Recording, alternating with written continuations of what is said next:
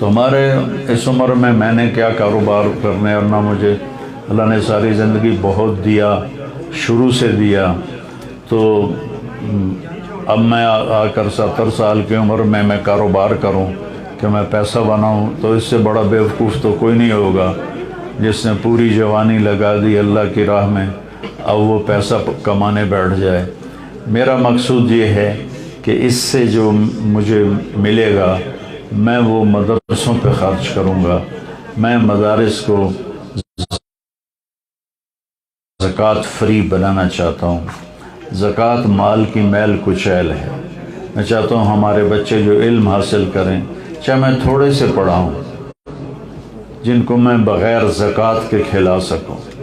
یہ میرے دل کی تمنا ہے، اللہ نے پوری کر دی تو اس کا شکر ہے، نہ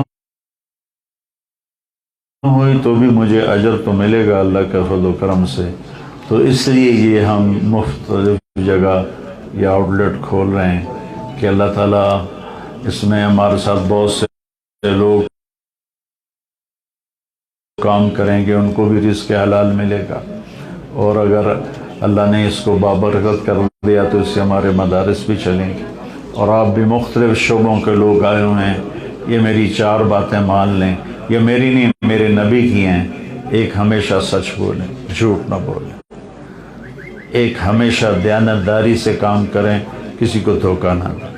ایک، اپنے اخلاق اچھے کریں. ماں بہن کی گالی کسی کو نہ دیں، ماں بہن کا طعنہ کسی کو نہ.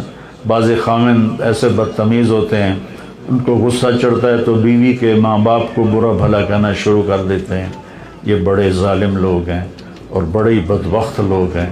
کسی کے ماں باپ کو برا بھلا کہنا یہ